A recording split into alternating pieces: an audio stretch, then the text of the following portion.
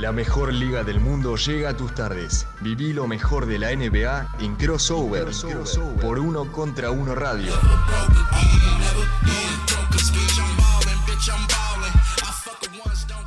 Muy buenas tardes para todos, estamos en una nueva edición de Crossover por Uno Contra Uno Web en casa, en esta edición de cuarentena de los viernes en la que vamos a hablar de una historia muy particular. Normalmente nos enfocamos en jugadores o tal vez en equipos de la NBA. Bueno, en este caso vamos a hablar de una cancha, quizás la más emblemática en la historia del básquet. Así que tengan en cuenta que es un lugar que prácticamente representa un santuario para los neoyorquinos y para el básquet en general. Pero primero tengo que saludar a mi amigo y compañero Emiliano Iriondo. ¿Cómo estás, Emi?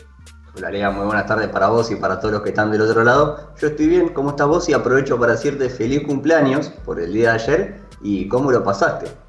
Bien, bien, muchas gracias. Bien, con frío. Bueno, no se puede hacer mucho en estos días, pero me estuve fijando, porque como no tenía nada para hacer, me estuve fijando qué pasaba en la NBA en esos años, en la misma fecha en la que cumplo años yo. Así que vi que, por ejemplo, empezó la rivalidad entre los Lakers y los Celtics.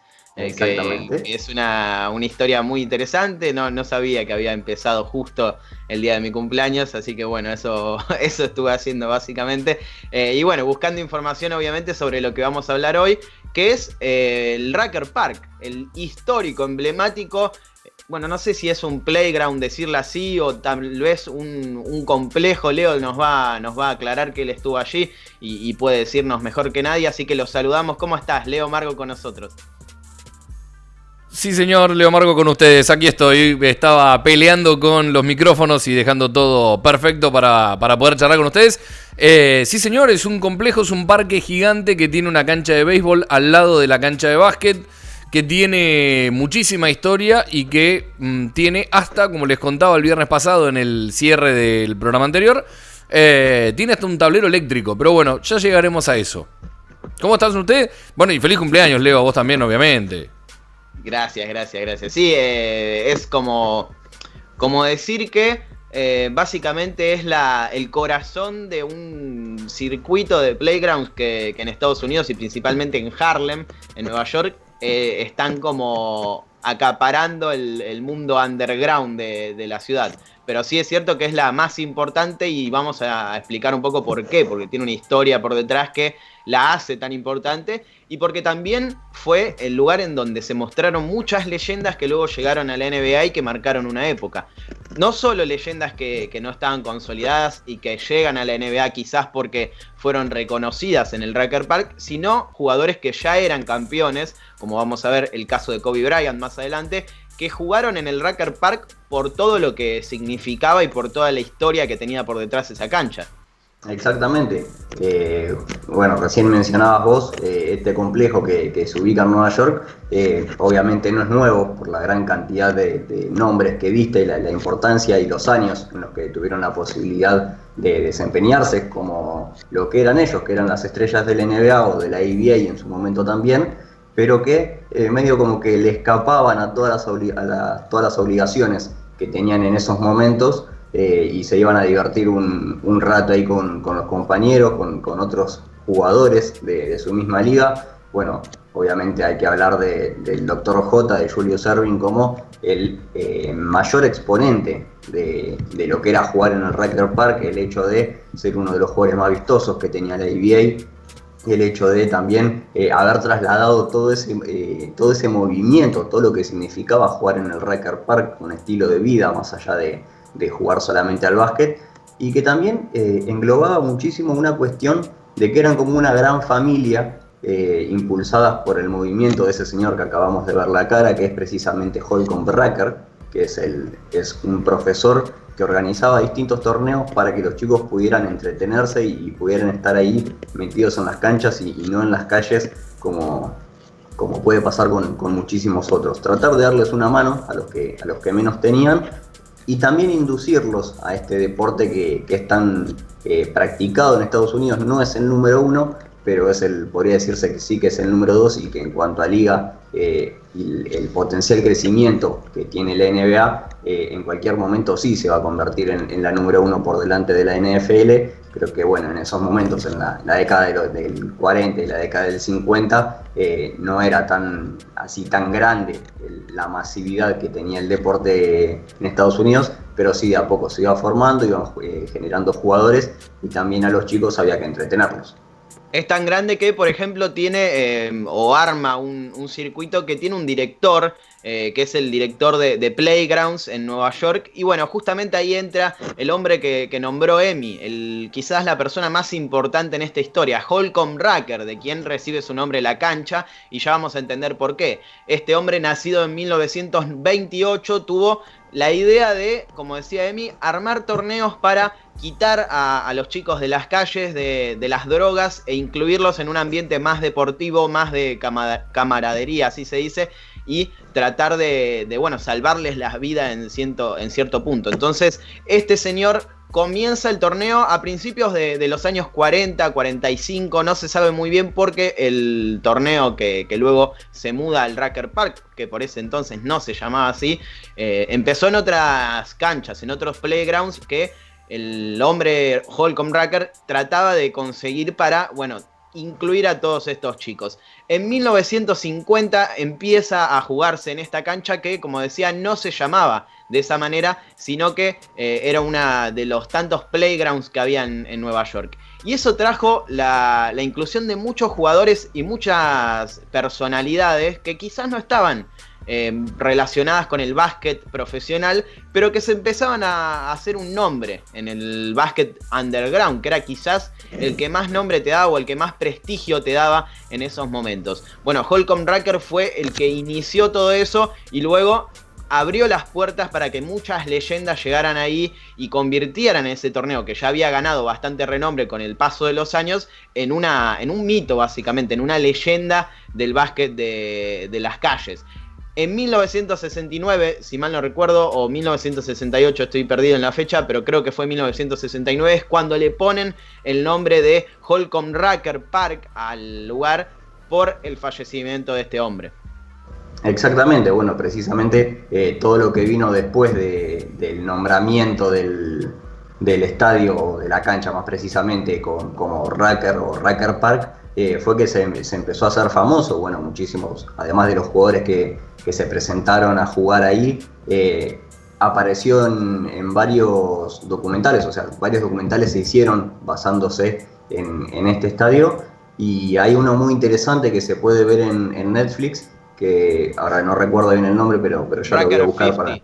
Exactamente, Rucker 50 es el nombre, precisamente por el hecho de que habían pasado 50 años de que el Rucker Park había sido inaugurado con ese nombre. Y bueno, que pasaban todas las personas que habían sido parte de la organización, había un DJ, uno como tiene el pensamiento de un DJ, quizás un chico joven de 20, 30 años que toca música en una de esas placas de DJ tan modernas, pero en ese momento el DJ, que también apareció en el documental 50 años después, contaba cómo era todo el proceso de pasar música y contó cómo lo hacía en ese momento y cómo se fue adaptando para hacerlo en estos momentos, y es una historia muy interesante por todos los avances, bueno, obviamente tecnológicos que tuvo, cómo fue también variando la música, el estilo de música que iba pasando, y que también ayudaba un poco a ambientar el hecho de hacer los torneos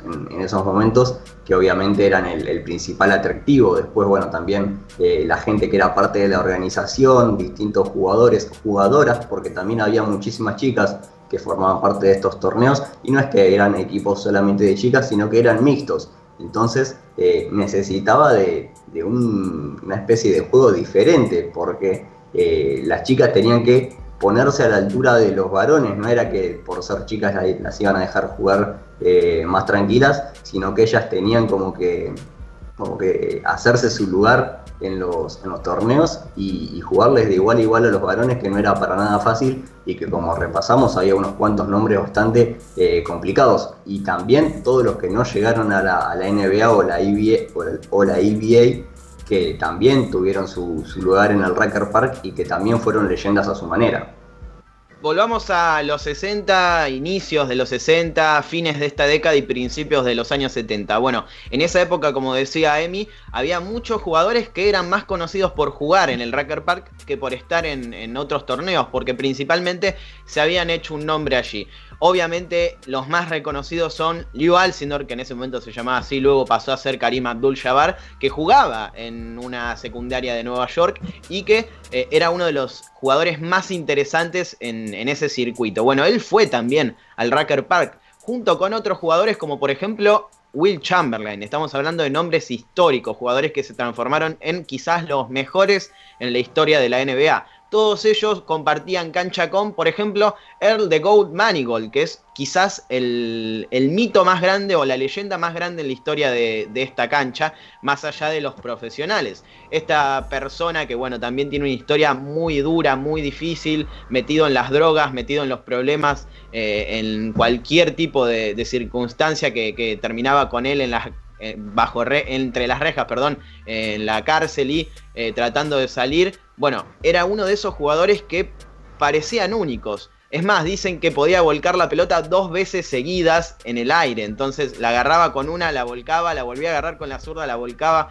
Era algo increíble. Y el propio Kareem Abdul-Jabbar dice que fue el jugador que más lo impresionó cuando lo pudo enfrentar. Así que era como una mezcla entre jugadores profesionales que tenían un nombre en el básquet profesional justamente y que ya tenían toda una carrera armada, y otras leyendas del playground que quizás no tenían esa suerte, pero que tenían quizás más prestigio en las calles que ellos mismos. Entonces lo más importante en el Rucker Park era ganarse un nombre, ganarse ese prestigio que no te lo daba ningún contrato, ninguna firma, ningún nombre, y vos tenías que demostrar en la cancha lo que eras capaz de hacer. Exactamente, también, bueno, repasando algún que otro nombre que también se hizo conocido en el Rucker Park y después pegó el salto a la NBA, Lance Stephenson, quien es famoso, por ejemplo, por soplarle la cara a LeBron en un libre, en un partido entre Indiana y los Cleveland Cavaliers, que bueno, en este momento Stephenson es parte de la Liga China, uno de los tantos ex NBA que se fueron para allá, como por ejemplo también Jeremy Lin, que también, y quizás es un fiel reflejo Lance Stephenson de lo que era el hecho de jugar en el Rucker Park. Era todo callejero, ser el más valiente de la cancha, el que se la bancaba más, que después terminaba intentando ser el mejor de todos, pidiendo todas las pelotas y definiendo todas las jugadas por sí mismo. Obviamente la habilidad no le daba para tanto a Lance Stephenson, y la NBA se encargó de demostrarlo un poco más eso, pero igual de todas maneras como que se podía ver esa cuestión de que era un jugador que tenía la habilidad, pero también tenía la calle. Era un jugador que estaba muy preparado para ese tipo de situaciones, que no se achicaba, no se dejaba amedrentar por los demás, y que tranquilamente podía llegar a volcarte la pelota en la cara o tirar de lejos para definirte una jugada. Era un jugador muy completo que también reflejaba la clase de jugadores que salían de este tipo de escenarios, y más precisamente de una cancha como el Rucker Park. Ahí estamos viendo imágenes de una época dorada en la historia del Rucker Park, quizás la más importante de todas, y que tiene como protagonista a ese señor, a Julius Erving, un hombre que fue siempre una leyenda del básquet de Nueva York, pero que empezó a forjarse allí en el Rucker Park. Ahí estábamos viendo una cantidad increíble de personas colgadas de los árboles, sentadas en los edificios que daban a la cancha, para ver solamente al Dr. J, a Julius Erving, que ahí en ese momento no era conocido como el Dr. J, sino como The Claw. Le decían 25 millones de apodos y trataban de encasillar su juego de alguna manera con ese apodo o con alguno de esos apodos, porque lo que había hecho Julius Erving desde que llegó en principios de los 70 era prácticamente increíble. Esas volcadas que, bueno, en la NBA nosotros estamos acostumbrados a verlas constantemente, pero en esos tiempos no era muy común. Era algo más de la ABA, era algo que quizás se había dejado un poco de lado y que no respondía a los parámetros de juego de la liga en esos momentos. Pero era todo lo contrario en las calles, obviamente, en donde jugadores como Julius Erving, principalmente Julius Erving, hacían ese tipo de cosas. Y bueno, todo el revuelo que se generaba alrededor lo convirtió en una leyenda del básquet underground, que luego llega a la NBA y que es uno de los jugadores más importantes en la historia de la liga, pero que empezó a forjar su nombre allí. Y bueno, todo lo que tiene alrededor su apodo tan importante e histórico en la vida de la NBA, empezó también en esa cancha como una forma de encasillar su juego. Exactamente, y justo aprovecho que Leo se acaba de sumar a la mesa virtual para preguntarte cómo es el hecho de estar ahí. Es un lugar en el que seguramente se vive un aire diferente en cuanto a lo que es el básquet, y cómo fue pisar ese lugar para vos. A ver, primero y principal le mandamos un abrazo grande a Ima Hernández, que nos está viendo y fue con quien fuimos, junto con Ison también, a conocer el Rocker Park. Es un lugar increíble, es un lugar que vos pisás y no te das cuenta que estás conviviendo con la historia, con algo que sucedió hace por ahí 10, 20, 30, 40 y hasta 50 años atrás. Y en ese mismo lugar pasaron todo este tipo de estrellas que mencionaban ustedes, ni hablar las que falta mencionar, que son las más contemporáneas a nosotros y que también se ganaron un nombre allí en el Rocker Park. Lo que te asombra todo el tiempo es que es un lugar que tiene magia. Es un lugar que cuando vos pisás por primera vez, o por única vez como fue en nuestro caso, nosotros llegamos y fuimos un día que estaba lloviendo. No había pelotas, no había gente, cayeron unos niños después, un grupito de niños, te hablo de 10, 11 años, 12 como mucho, chicas y chicos, con un profe, con una pelota, se pusieron a tirar, empezaron a dar vueltas, como que se notaba que conocían el lugar, pero vos lo que vivís ahí es una vibración que te invade el cuerpo, que te acompaña y que realmente te hace ponerte a pensar y a replantearte cuánto querés saber de la historia de este lugar. Recuerdo dos cosas puntuales. Primero, una, entre ellas la que me decía Ima recién, me dice: contá que tomamos mate en el Rocker Park, que es una cosa que voy a decir, bueno, no le importa a nadie de los Yankees esto, pero para nosotros es como decir, bueno, no lo colonizamos, pero la verdad, nos clavamos unos mates allí, tomamos unos mates a pesar de la lluvia, del momento, del lugar, y nos sentimos parte de todo eso. Y segundo, te pones a mirar todo el alrededor. Después de explorar minuciosamente los aros, de caminar por las tribunas, de quedarte maravillado con el tablero que tiene también, y está todo bancado por Nike hoy, no así en esa época que contaba Lea con los torneos, o que decías vos, Emi, con los momentos de más de playground, de verdad, del Rocker Park. Pero te quedás parado en el medio de la cancha, en el círculo central, y te pones a mirar todo alrededor, y recién veíamos unas imágenes de la escuela que hay alrededor, que antes era una fábrica, que antes era otra cosa, y que la gente se sentaba en el techo para tener un lugar casi de privilegio, porque alrededor de la cancha no se podían acercar. ¿Por qué? Porque estaba hasta las manos, porque rebalsaba de gente. Entonces, ¿qué hacían? Se subían al techo de lo que, insisto, ahora es una escuela que está cerrado, que está muy bonito, que está muy cuidado y todo, y que lo han puesto en valor, pero que en otra época era, primero y principal, recontra peligroso llegar hasta ahí arriba para sentarte a ver un partido. Y segundo, que en un festejo podías terminar cabeza abajo y no la contabas. Pero la verdad es que es mágico. Me acuerdo que el viernes pasado les decía que sin haber estado mucho tiempo, porque habremos estado como mucho una hora caminando, hablamos con uno que pasó y se quedó ahí, nos preguntó algo, nos pidió una foto, sacamos foto, él nos sacó una foto a nosotros, no sé qué. Pero digo, sin haber estado más de una hora, creo que es uno de mis lugares favoritos de este planeta, habiendo conocido bastante de nuestro país, algo de Estados Unidos y demás, por la magia, por la historia y por lo que se te mueve internamente. Sin dudas que es uno de los lugares más mágicos que podés llegar a conocer. Después sí, obviamente sí, bueno, el Madison Square Garden, el TD Garden, qué sé yo, y tantos otros lugares mismos del básquetbol de nuestro país que no estoy menospreciando ni mucho menos. Pero por lo que significó, y cerrando la pregunta que hacía Emi para no extenderme tanto más, es un lugar que no terminás de mirar nunca a pesar de la simpleza que tiene, porque no deja de ser una cancha de playground, una cancha a la cual todo el mundo pueda acceder y si llevas una pelota te podés quedar tirando el aro todo el tiempo que quieras.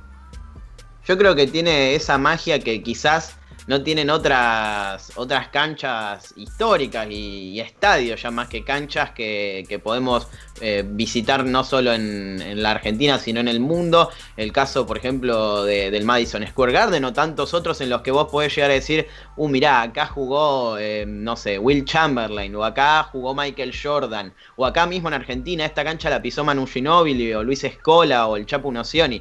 Pero lo que tiene de interesante este estadio es que eso, es un playground, es una cancha de la calle. Entonces es como decir, mirá hasta dónde vinieron estas leyendas, a un lugar que puede pisar cualquiera, que está en el centro del Harlem y que yo también estoy pisando como si fuera un cualquiera en el mismo momento en el que podrían estar otro tipo de leyendas que marcaron un antes y un después en la historia del básquet. Es como que conecta la vida cotidiana o el mundo de los mortales, por decirlo de alguna manera, con el de estas leyendas que parecen intocables. Bueno, vos precisamente estabas diciendo que si te pones a analizar crudamente lo que es y decís es un playground, es un potrero. Lo que pasa acá en Argentina con las canchas de fútbol que están en las plazas, que están en los terrenos baldíos, que están en cualquier lugar y que tanta importancia se le da acá en Argentina a las canchitas en las que prácticamente no son canchas, porque es un terreno en el que hay mitad pasto, mitad tierra con algunas piedras, un par de buzos, una pelota y te armaste una cancha y sale un picadito con amigos. Allá es prácticamente lo mismo, obviamente que es mucho más complicado armar una cancha de básquet porque necesitas un aro que tiene que estar puesto a cierta altura y también un piso lo más prolijo posible para que la pelota no salga para cualquier lado, pero hablando así mal y pronto, es un potrero, el Rucker Park, en el cual surgieron tantas figuras como alrededor del mundo en otros deportes también se fueron generando, se fueron desarrollando deportivamente. Bueno, hay una historia muy interesante que avala esta teoría, que es que, por ejemplo, los Knicks de esa época, de los inicios de los 70, que bueno, fueron campeones 2 veces y quizás fueron el equipo más importante de esa etapa, encontraron a un jugador que jugó justamente en los Knicks en su plantel en el Rucker Park, porque era muy normal que, por ejemplo, leyendas de esa época como Willis Reed o como Clyde Frazier, como muchos jugadores que jugaron en los Knicks y que fueron campeones y figuras de la NBA, pasaran por allí como hacían también los que nombrábamos antes, Will Chamberlain, Kareem Abdul-Jabbar, el Dr. J. Entonces, en una de esas incursiones se dieron cuenta que el nombre fue, Hathor Wingo, uno de los jugadores de los Knicks en esos tiempos. Bueno, lo encontraron ahí, jugaba bien y lo metieron en los Knicks. Obviamente pasando una etapa de procesos, pero era esa cosa, esa idea de saber que en el Rucker Park vos te podías encontrar con un talento que quizás no habías visto y que quizás te volaba la cabeza. Entonces siempre había que tener en cuenta que por más que vos fueras una leyenda de la NBA, te ibas a encontrar con alguien que quizás te pintaba la cara, y eso es lo que hace tan interesante a este playground. Por supuesto, y quizás muchas veces lo que se termina hablando de una cuestión de disciplina, trabajo, la mentalidad ganadora que tienen los jugadores que llegan a la liga, y que es quizás lo que los diferencia de los jugadores que no terminan llegando a la NBA o a las distintas ligas del mundo, por una cuestión de que no trabajaron lo suficiente, más allá de que tenían el talento y que eran buenísimos jugadores de básquet, quizás estaban metidos en cosas que no debían, estaban en la droga o no eran responsables con su vida, y prácticamente se terminaban privando ellos mismos de llegar a todo lo que el mundo de la élite les podía llegar a dar, que era obviamente una mejor vida, pero que ellos se conformaban con tener eso, lo que tenían en ese momento, el partido en el Rucker Park y seguir su vida como lo hacían hasta ese momento. Bueno, ahí estamos viendo justamente imágenes de Earl Manigault, el jugador que decíamos que quizás es la leyenda más importante en la historia del Rucker Park, sin contar a todos los profesionales. Tiene una historia muy dura, como decía antes, que involucra las drogas. Bueno, ahí justamente está hablando Kareem Abdul-Jabbar de él y de cuando lo enfrentó y de lo interesante que era jugar contra contra este hombre, porque la verdad que tenía un talento increíble. Le decían The GOAT, no por el hecho, bueno, el nombre o el significado que adoptó esta sigla que habla del mejor jugador de la historia, sino porque era una cabra prácticamente, saltaba por encima del aro y la podía volcar 2 veces según lo que cuentan los que pudieron verlo. Hay una película que se llama Above the Rim, que es sobre el aro, por encima del aro, que cuenta su historia muy interesante. Creo que la pueden ver en YouTube, así que búsquenla porque es muy, muy interesante. Cuenta la historia de no solo de él, sino de muchos jugadores que como él decidieron vivir el talento de otra manera, muy metidos en el tema de las drogas y en el tema de lo criminal, y todo eso afectó a su carrera profesional, que ni siquiera llegó a ser una carrera. Entonces también es muy interesante ver cómo, como decías vos, Emi, cómo el profesional quizás le saca esa ventaja al que no lo pudo ser nunca por el hecho de la voluntad y de mantener ese talento constantemente en una cuestión de trabajo duro y de, bueno, movilizar todo lo que uno tiene como don, tratando de evolucionar y desarrollarse. Esa es quizás la gran diferencia entre jugadores como el Dr. J y Manigault, que quizás tenía un talento superior o similar al del Dr. J, pero nunca pudo dar ese salto por cuestiones que van más allá del talento y que tienen que ver con la voluntad, con, bueno, saber elegir nuestras juntas, por decirlo de alguna manera bien a lo argentino, con saber alejarse de los problemas y vivir la vida que tiene que vivir un profesional. Exactamente, y bueno, justamente quizás el jugador que más refleja eso, el hecho de ser responsables y a la hora de llegar al profesionalismo y cómo tenés que hacer para mantenerte ahí arriba, quizás el que refleja eso y también un poco la vida de los que no llegaron es Ron Artest, que es otro de los jugadores que tuvo la posibilidad de pasar por el Rucker Park, pero que bueno, con el tiempo, que todo lo que su vida lo fue llevando a hacer, por ejemplo, cambiarse el nombre, que ahora es conocido como Meta World Peace, y prácticamente todas las locuras que fue haciendo en el transcurso de su carrera, bueno, eso también un poco refleja el hecho de los jugadores que pasaron por el Rucker Park, que algunos lograron imponer su talento por sobre el trabajo, como para poder hacerse un lugar en la liga, y creo que Ron Artest es esto, precisamente. Obviamente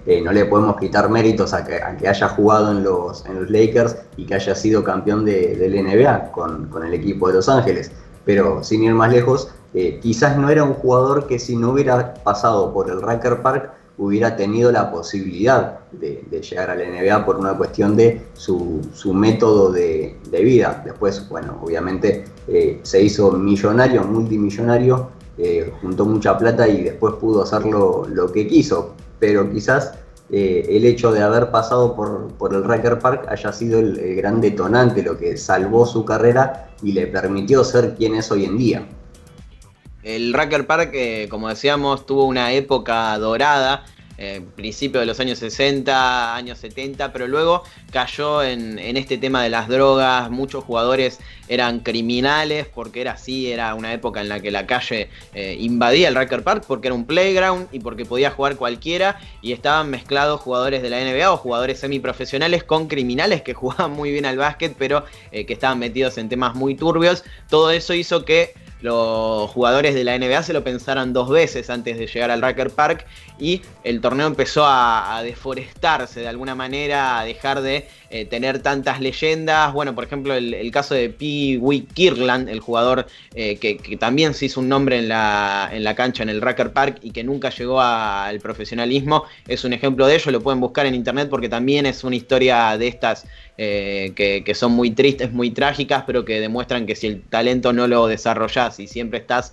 metido en un problema, no te va a servir para nada. Bueno, pasan también a la época de los años 80, en donde muchos jugadores que luego llegan a la NBA empiezan a hacerse un nombre en el Rucker Park. Uno de ellos es God Shammgod, que quizás muchos no lo conocen, pero es muy interesante su historia porque él llega a la NBA, pero es muy conocido por lo que hacía en el Rucker Park y porque principalmente patentó lo que conocen como el Shammgod, que es un crossover que no lo puedo explicar en este momento, pero es muy interesante y a ver si lo puedo explicar de alguna manera. Es como el látigo de Bodiroga, me va a entender Leo. Sí, claro. El látigo ese que bueno también patentó Bodiroga, pero que lo hacía Shammgod de una manera bastante rara y que fue quizás el movimiento que lo llevó a la fama. Luego llega a la NBA, no tiene una gran carrera en la liga, después pasa a otras ligas de Europa y de Asia, creo que fue a jugar a China, y luego vuelve a la NBA como asistente de varios equipos, pero lo importante fue que en el Rucker Park se hizo un nombre al igual que muchos otros, y que eso le permitió dar el salto, como decía Emi, como a otras tantas figuras, de hacerse un nombre, por ejemplo, en las calles y luego llegar al profesionalismo. Sí, deberías tener una pelota a mano, como tenemos acá en el búnker, Claro. pararte y hacer el... Me quiebro, creo que me quiebro. Me quedé regulando y pensando también un poco en el jueguito que hacíamos el viernes pasado sobre el 1 contra 1, a quién elegís, ¿no? Con los jugadores y demás. En el Rucker Park sale mucho 2 contra 2. Recuerden un poco la metodología de lo que pasaba en Los Blancos No Saben Saltar, ¿no? En la película de Woody Harrelson, perdón, así se llama, junto con Wesley Snipes, en donde tenés a uno un poco más atlético, un poco más desfachatado, como podía ser los jugadores que mencionaban recién. Y le podemos sumar, por ejemplo, a Allen Iverson, que también es otro de los que ha pisado alguna vez el Rucker Park y ha jugado. Y después tenés otro que es un poquito más fibroso, si querés, o más rocoso, por decirlo de una manera un poco más de fácil entendimiento, pero que tiene buena mano, que va para el frente y que si hay que irse a los bifes, como ameritaban en aquellos partidos de los 70 y hasta los 80 quizás del Rucker Park también, podían entrar los Meta World Peace, los Ron Artest, los Lance Stephenson, que eran mandados a hacer. Bueno, lo que hay que decir también es que en esos equipos o en esos jugadores de Playground del Rucker Park de los 60 y de los 70 se fundían ambas cuestiones. Muchas veces estaba el que era un fenómeno, que saltaba un montón, como Manigault o como el Dr. J, pero que si tenían que irse a las manos y reventarse a piñas para defender lo que estaba pasando o ganarse un billete, también lo hacían. Después, obviamente, el profesionalismo, esto que decías, Lea, vos de cómo se fue haciendo un poco más serio. Los jugadores pensaron más de una vez el hecho de ir a jugar al Rucker Park hasta que no estuvo quizás el auspicio de por medio o no estuvo un poco más profesionalizado dentro de todo lo que pasaba dentro del Rucker, no volvieron. Ya después sí, obviamente, Durant y todos los otros que nos falta mencionar y que en un rato también hasta ahí hay imágenes de ellos, fueron llegando. Pero, ¿qué combinación harían ustedes de estos que estamos mencionando para jugar o para promocionar un equipo? Es la pregunta que hay que hacerse. Se te complica porque si tenés que ponerte a verla, como decías vos, la cantidad de estrellas, de leyendas que llegaron al Rucker Park, no sabés con cuál quedarte. No, es imposible. No lo chitearía de alguna manera o no haría trampa y elegiría una estrella que fue profesional o que es profesional y uno de estos históricos que no llegaron a ser profesionales porque se metieron en las drogas o porque siguieron otro camino. Así estamos bastante parejos. Y si tengo que elegir, me quedo con el número 1 de esta cancha, que es el Dr. J. Uh-huh. Y vamos con The GOAT, con Earl Manigault. Está muy bien, Emi. Y yo no tengo tanto conocimiento de todos los jugadores que quedaron en el camino como sí los conoce Lea, pero sí quizás tomar, como decías vos, un Allen Iverson, así un jugador rebelde, chiquito pero poderoso, que tenga mucha habilidad en el manejo de la pelota. Y acá es donde también más adelante vamos a contar de que Kyrie Irving hizo un documental, una especie de documental ahí en el Rucker Park, que también podría entrar Kyrie Irving porque es uno de los mejores jugadores que con dominio de balón en la NBA. Y después algún otro también, algún jugador alto, atlético, una especie de Kevin Durant o algún ala pivot que tenga bastante aguante con el grandote rival como para poder hacerse un hueco ahí en el poste. Me llama mucho la atención que ninguno de los dos eligió al que probablemente esté entre los 3, 4 o 5 mejores jugadores que haya pisado alguna vez el Rocker Park y que haya jugado. Quizás algunos de los otros grandes históricos de la NBA estuvieron allí, pero no sabemos si estuvo jugando o no. Pero me extraña muchísimo que ninguno haya dicho a Kobe Bryant. Pasa que es como que quizás no está tan representado con la cultura que tiene el Rucker Park. Yo lo veo más por ese lado, por el tema de que el Dr. J quizás hizo un nombre en el Rucker Park y luego fue una leyenda. Y fue una leyenda justamente por todo lo que había hecho en el Rucker Park y porque lo pudo trasladar a la NBA. Entonces como que me juega un poco más la cuestión histórica. Lo mismo pasa con Karim Abdul-Jabbar, tal vez, que no era un jugador desconocido a nivel nacional o por lo menos en Nueva York, pero que sí también estableció su nombre en el Rucker Park. Ahí estamos viendo justamente imágenes de Kobe Bryant y un poco te da la sensación de lo que era esa época. Con seguridad, yendo con 25 millones de personas alrededor, como que ya era una cuestión de servir a la historia del Rucker Park y de por lo menos posicionarse en un lugar de... Yo también estuve en este lugar que es un santuario prácticamente, pero está claro que si Kobe Bryant hubiese nacido en los años 50 y que se tuviese que haber ganado un nombre en el Rucker Park, está clarísimo que lo hubiera hecho por lo competitivo que era, por todo lo que luchaba para ganarle al rival que se le pusiera enfrente y por lo que era su orgullo y su nivel de competitividad.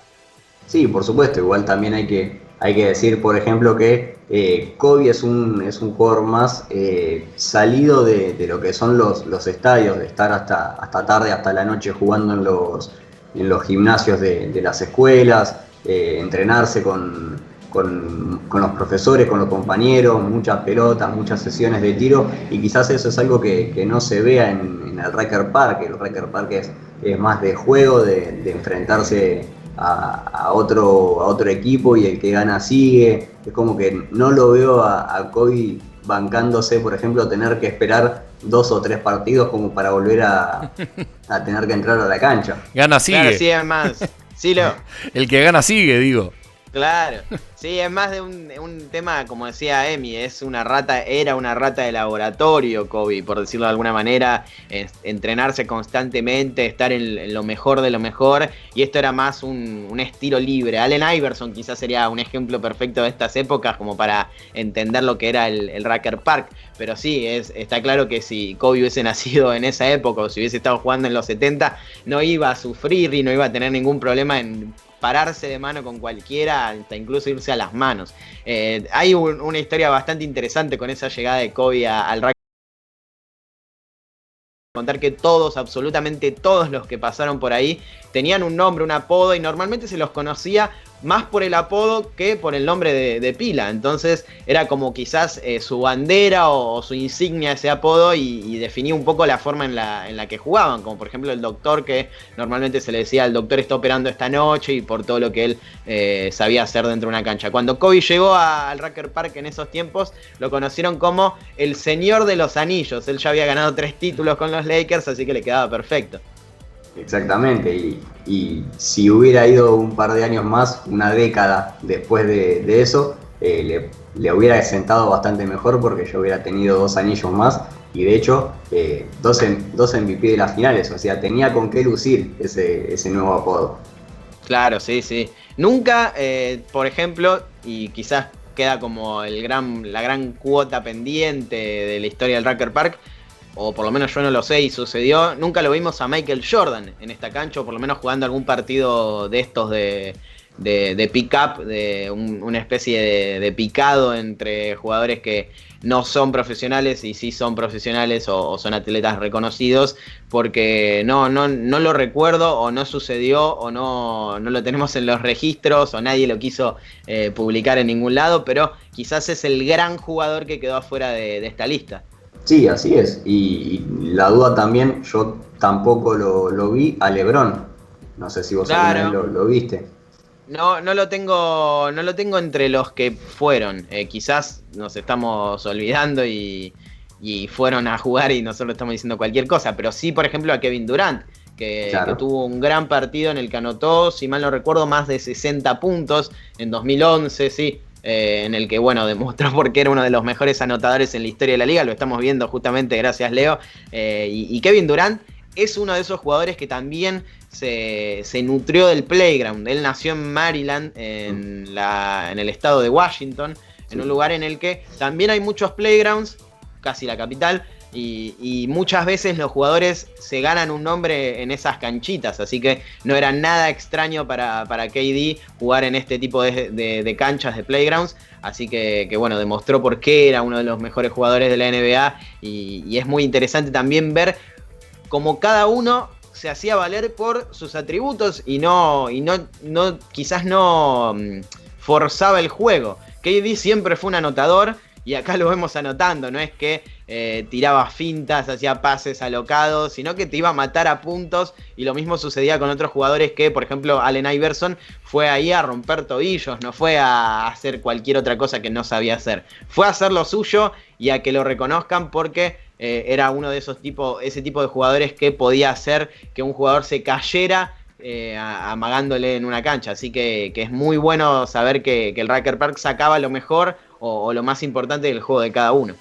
Sí, totalmente. Y si nos ponemos a pensar y a recordar un poco los últimos programas en los que analizamos la NBA y un poco también el modo de juego que tenía esa liga, se puede comparar con que la NBA era mucho más callejera, mucho más de este mismo estilo, y el nombre que tiramos los dos que podría jugar en esa época era Kevin Durant, así que prácticamente era como una especie de volver al pasado para el jugador hoy de Brooklyn Nets, que ahora va a tener más cerca el Rucker Park que nunca, porque él, recordemos que empezó su carrera en Seattle, que después se hizo Oklahoma, y los últimos 3 años, los pasó en Golden State, todo en la conferencia oeste. Bueno, ahora va a tener la posibilidad de tener vaya uno a saber dónde va a vivir obviamente, pero podemos decir que va a tener a unos minutos de su casa o de su lugar, de su residencia, este mítico estadio en el que va a poder seguir luciéndose como lo hizo en ese momento. Quizás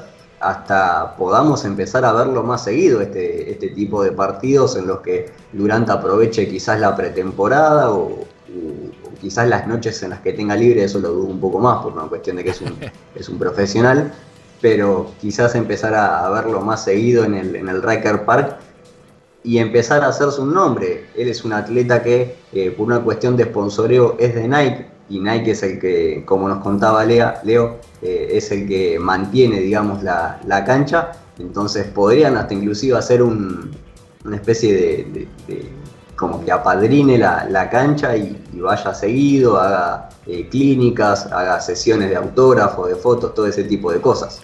Digamos que muy interesante. Está a un subte de distancia, por más que está más que claro que Kevin Durant no va a ir en subte hasta el Rucker Park. Y esto que decía Emi del auspicio que tiene, del mantenimiento hecho por Nike y demás, no es el único playground en el cual Nike ha donado o ha puesto aros con acrílicos, que ha mejorado toda la infraestructura. Tuvimos la suerte de pasar por un par y nos faltaron un montón, y varios de ellos icónicos también a la altura del Rucker Park, como The Cage o no sé, bueno, el que está en el medio del King Towers, que ese sí tuvimos la suerte de conocerlo, y es como si fuera, no te digo un piso subterráneo, pero tiene una inclinación un poco más baja y todo lo de alrededor son tribunas. La verdad que es como si fuera un mini estadio, está buenísimo. Pero la mayoría tienen el patrocinio, tienen el apadrinamiento, si quieren usar ese término también se puede, de esta empresa tan grande y bueno, y tan importante ahora también, relacionada con la NBA desde hace un par de temporadas, como lo es Nike. Y es una premisa que siempre tuvo Nike, por lo menos en su eslogan, en su cultura, esto de apoyar a la cultura de la calle. Toda su ropa también está un poco más orientada a ese estilo, al estilo street de vestirse de esa manera, y sería lo lógico también que estuviera padrinando estas canchas, porque también son muy importantes en la vida cultural y deportiva de los que viven en Nueva York.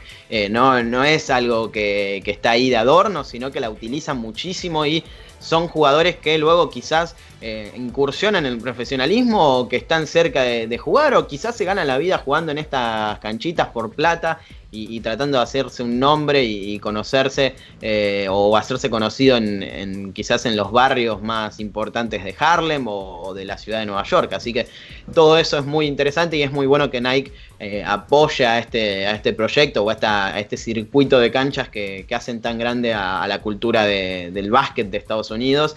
Y me parece muy interesante también nombrar cuáles fueron los jugadores, a pesar de que ya estuvimos nombrando un par largos de jugadores que pasaron por el Rucker Park. Bueno, Kareem Abdul-Jabbar, Kenny Anderson, Nate Archibald, un jugador histórico de la NBA, el único en liderar la NBA en puntos y en asistencia en una misma temporada. Imagínense los nombres que pasaron por la liga. Meta World Please, como decía Emi, Will Chamberlain, el Dr. J, Connie Hawkins, otro de estos jugadores históricos del básquet de la calle. Bueno, Stephon Marbury, Earl Monroe, Chris Mullin, Sach Sanders, Lance Stephenson, Kevin Durant, Kobe Bryant, Sebastian Telfair. Hay una gran cantidad de jugadores que pasaron por el Rucker Park, que son una lista de hecho muy grande y no nos va a alcanzar un programa para nombrarlos, porque muchos quizás no tuvieron una gran carrera como Kevin Durant o Will Chamberlain, pero sí fueron importantes y que también se tuvieron que hacer un nombre en el Rucker Park, o que al menos quisieron intentar ganarse cierto prestigio en esa canchita.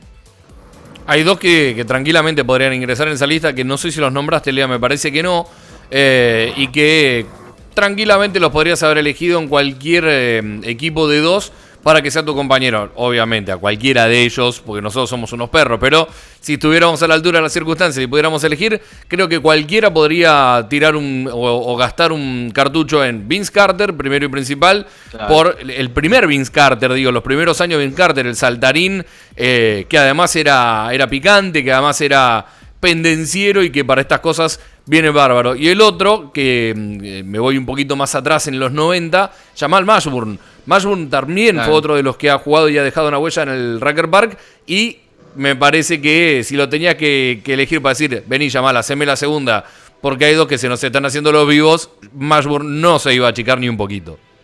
Me parece que acá hay que elegir uno que sepa jugar y que sea de mano fuerte, por las dudas, ¿viste? Porque nosotros, como no vamos a hacer la mano dura ahí, vamos a tener que elegir alguno de esos que no tenga problema en medirse con cualquiera. Exacto, necesitas uno que tenga calle, que se aguante la que venga, la que pinte ahí enfrente del rival y que no tenga problemas, es ahí. Hay algo que también es muy interesante del Rucker Park, más allá obviamente del básquet y de lo estrictamente deportivo, que quizás no se puede sacar o no se puede separar de lo cultural, porque eso es lo que hace grande a esta cancha, y es que también fue un lugar que se utilizó para muchas producciones, como decía Emi, de cine o musicales o documentales. Bueno, el Rucker 50 que pueden encontrar en Netflix, Above the Rim, la película de Moneyball, que también lo tiene como protagonista el Rucker Park, Uncle Drew, que es la película de Kyrie Irving, que creo que salió hace poco la segunda y también se hace en el Rucker Park, muchas de las tomas de las escenas, así que es como la cancha emblema que uno utiliza o que los productores utilizan para mostrar lo que es la cultura callejera del básquet de Nueva York. Sí, es que prácticamente es como que tenés que ir a buscar la mejor cancha, la mejor locación para que te salga bien el producto, y también por una cuestión de que es que tenés prácticamente asegurado el éxito, porque si te pones a pensar, es una cancha que todo el mundo conoce, que siempre tiene gente, que los más grandes jugadores de la NBA pasaron por ahí, y es como una especie de la receta del éxito. Si vas a tener una película, si vas a hacer una película de básquet o una serie o un corto y estás en Nueva York, prácticamente no puedes ir a otro lugar más que ese. Obviamente, si tenés la plata necesaria y tenés la posibilidad de ir al Madison Square Garden, creo que no hay dudas de qué estadio elegirían, pero obviamente por una cuestión también de tradición y por todo lo que genera, el Rucker Park es la locación ideal para hacer este tipo de producciones. Estamos viendo la portada del documental ese que estábamos nombrando, el Rucker 50, que también tiene como protagonista al Dr. J y a tantas otras leyendas que pasaron por ahí. Miren lo que era la cantidad de gente, Leo, no sé si eso te asombra, la cantidad de gente que había era una multitud, todos ahí amontonados, algunos subidos a las paredes, a los árboles. Es verdad, en verdad es algo muy cultural y muy interesante y también marca la historia de esta cancha. Sí, claro, ni hablar, pero por eso mencionaba, y ahí estoy tratando de llegar y acomodarlo para que lo puedan ver, lo que les decía de los edificios alrededor, principalmente lo que era una vieja fábrica, lo que era un viejo un viejo galpón, en donde no tenía solamente en el techo, que ya por sí era un peligro, sino también en las cornisas del primer piso, gente como si fueran los balcones, sin ser necesariamente o prácticamente unos balcones, para poder tener un lugar de privilegio y poder ver a todos estos tipos que jugaban un 2 contra 2, jugaban un 3 contra 3, podían jugar un 1 contra 1, que tenían reglas, que tenían árbitros y que obviamente pertenecían a este barrio, que pertenecían al Harlem, otros importados también, pero que no necesariamente se los discriminaba, todo lo contrario. El Rucker Park lo que tiene es una historia de inclusión social muy pero muy muy grande, y creo que eso es lo que lo hace tan grande también y de tanta consideración en la historia y en este ADN que tiene el jugador promedio de Estados Unidos. Era lo único que se pedía prácticamente, era que mostraras tu valor adentro de la cancha. O sea, si vos sabías responder, si vos jugabas bien y si vos eras lo suficientemente bueno, talentoso y valiente como para poder jugar mano a mano con estas figuras en el Rucker Park, no te iban a discriminar de ninguna manera y te iban a aceptar. Ahora, si vos venías con aires de grandeza y eras alguien que después no mostraba todo lo que insinuaba dentro de la cancha, afuera, era así. Era cuestión de mostrar lo que sabías hacer o te ibas y no aparecías nunca más. Y ese era el respeto que uno ganaba cuando pisaba el Rucker Park. Exactamente, también en el documental muchas personas de las que aparecen explican eso mismo, que había chicos de 12, 14 años jugando con hombres de 35, 40, 45 años, que lo único que querían era jugar al básquet y que prácticamente tenían que hacer eso, probar que tenían lo necesario para poder estar ahí adentro. Y también vuelvo un poco a la imagen que puso Leo recién de la gente colmando el estadio y los edificios de alrededor. Otra de las cosas que cuentan ahí en el documental es que tenías que llegar muy temprano para poder tener un buen lugar, y uno de los que le estaba mostrando al productor o al entrevistador del documental, señalándole el edificio, le dice: para estar ahí, ¿sabes a qué hora tenías que llegar? A las 6 de la mañana. Y le apunta el piso de la cancha, digamos, donde estaban todos sentados ahí al borde, y le dice: ¿y sabes a qué hora tenías que llegar para estar acá? A las 3 de la mañana. Entonces prácticamente era imposible tener un buen lugar como para poder disfrutar de ese espectáculo. Era una obra de teatro, básicamente. Claro, porque era un anfiteatro era.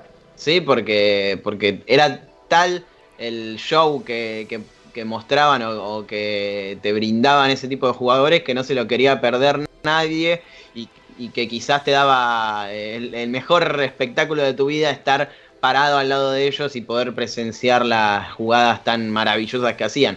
Hay algo que también no nombramos y que es muy importante en la historia del Rucker Park, que es ya que estuvimos hablando de lo cultural, la relación que tiene y cómo plantea esta conexión entre el básquet y el hip hop, que quizás es la música que mejor representa al básquet y a la cultura del básquet estadounidense. Desde que, como decía Emi, este DJ que es Greg Marius, que en 1982 funda la Entertainers Basketball Classic, que es como una mezcla, la primera mezcla oficial entre el hip hop y el básquet callejero. Bueno, desde ahí, y mucho antes también, pero desde ahí se oficializa esta relación con el hip hop, con el rap, con esta música que tanto representa el básquet. Y bueno, aparecieron figuras de la cultura del rap, como por ejemplo Jay-Z, que jugó partidos, Fat Joe, un rapero que si les gusta el rap lo van a conocer, que también jugó partidos, formó parte de equipos del Rucker Park, muchos jugadores y raperos que compartieron cancha y que también fueron partícipes de esta historia, y que tiene que ver mucho también con lo cultural y con lo que representa el playground, no solo para el básquet y para el deporte, sino también para esta cultura del rap, del hip hop, que siempre lo representa también en sus letras.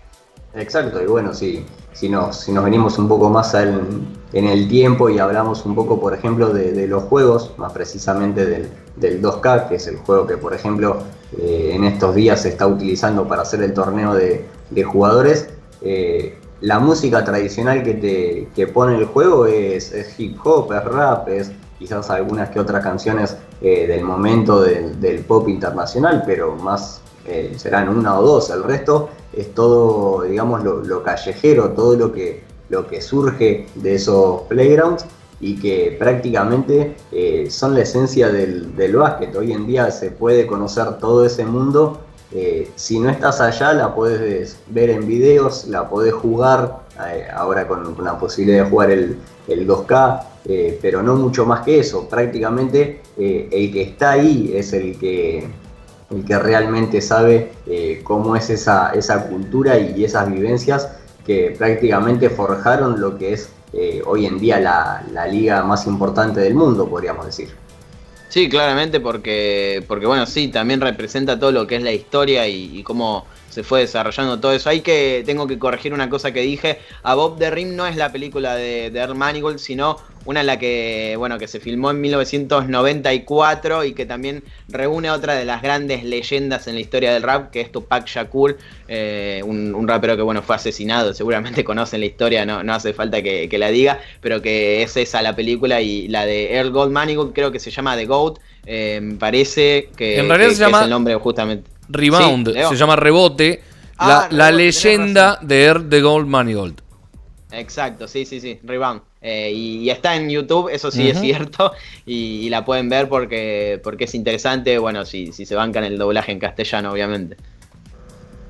Y debe ser complicado el hecho de ver la película, particularmente hablando de esos temas, doblada, pero sí, realmente debe valer la pena, así que vamos a aprovechar a que la gente la mire ahora que está en cuarentena, en el aislamiento obligatorio, por lo menos acá en Argentina. Ya tiene que hacer esta noche o mañana o el domingo. Se viene un fin de semana que es largo, porque en estos momentos estamos en lo que es el Viernes Santo, así que hay por lo menos 3 días de feriado para poder verla a esa película. Así es. Bueno, hablamos un poco de la cultura callejera del básquet, que tiene como corazón principal al Rucker Park, tal vez a esta cancha que es tan emblemática, que quizás le gana en importancia o en historia a muchas de la NBA incluso, así que bueno, es muy interesante ver todo lo que sucedió en esa cancha, cómo se relaciona también la vida de personas que pisaron la cancha en estos tiempos, como por ejemplo Leo, y que también se pueden conectar con esa historia que incluye a leyendas de la talla de Will Chamberlain, de Kareem Abdul-Jabbar, de Julius Erving y de tantos otros que pasaron por allí para hacerse un nombre. Así que bueno, por lo menos tocamos un poco ese tema. También podríamos hablar en algún momento de la Drew League, que es una de esas de esos torneos de verano allá en Estados Unidos, que reúne jugadores de la NBA con semiprofesionales y que también te permite ganarte un nombre entre esas leyendas, así que es también comparable a lo que sucedió en esos tiempos con el Rucker Park, pero por lo menos hablamos un poco de lo que es este estadio que marcó un antes y un después en la historia del básquet callejero y que todavía sigue ahí, a pesar de que tenga el auspicio de Nike, de que esté remodelado y de todo lo que conocemos en esta época, sigue con la misma esencia que tuvo durante toda su historia. Así es, una gran historia que bien vale la pena contar y recordar, y que también un poco nos hace no poner melancólicos, porque no hay una relación tan estrecha entre nosotros y ese estadio, pero sí recordar, por ejemplo, que en estos momentos esta cancha, este playground no se puede usar, obviamente por una cuestión de que la gente tiene que estar adentro, pero sí por todo lo que pasó de que la alcaldía de Nueva York empezó a tapar los aros para que la gente no juegue. Así es, sí, eso es triste, pero bueno, es lo que toca en este momento y hay que respetarlo y hay que quedarse en su casa, como decía Emi, desde nuestras casas estamos nosotros, así que te agradezco, Emi, por sumarte, y a vos también, Leo. Muchas gracias, Lea, y Leo también por estar del otro lado. Hoy lo pudimos tener a Leo con la cámara, y también muchas gracias a Ima Hernández por también estar del otro lado. Sí, ni hablar. Y yo les quiero dejar un pequeño presente de algo que hicimos en el Rucker Park. Ustedes pidieron videos de nosotros tirando al aro de mar. No hay porque, insisto, estaba muy lluvioso, estaba muy feo, pero ahí lo pueden ver. Hay una foto de nosotros con la remera de UQ Web Radio para demostrar que el proyecto estuvo en el Rucker Park. Mira qué lindo. Exacto, porque esa es para colgarla, es para hacer un cuadro, te digo. Está para hacer la cuadrito. En realidad es mucho más grande, la tuve que ajustar a ver si puedo rápidamente para que la vean sin el fondo. Ahí estamos. Es mucho más grande, fíjense la neblina que había y el frío que hacía, ¿no? Además. Y sí, fueron en diciembre, enero, así que Estados Unidos en esas épocas está bastante complicado con el clima. Se salvaron igual porque lo pudieron conocer antes de todo esto, así que hay que estar agradecidos, pero sí, y también muestra todo lo que decías vos, Leo, todo lo que tiene atrás, esa especie de tribunita que está muy, muy remodelada y que le da también un toque de modernismo al Rucker Park. Ni hablar, y que no es para nada endeble, porque vos lo ves y decís, esto se viene abajo. No, les puedo asegurar que es la envidia de un montón de personas, esa tribuna, ese tablero electrónico, esos aros, esas redes, ese lugar mágico que es el Rucker Park. Así es, y te lo contamos en Crossover como siempre, nos encontramos el próximo martes hablando de la poca actualidad que hay en la NBA, pero bueno, siempre hay algo y vamos a estar analizándolo como siempre en la pantalla ahora de Uno contra Uno Web Radio, así que quédense prendidos en la radio y no se pierdan el programa del próximo martes. Hasta la próxima.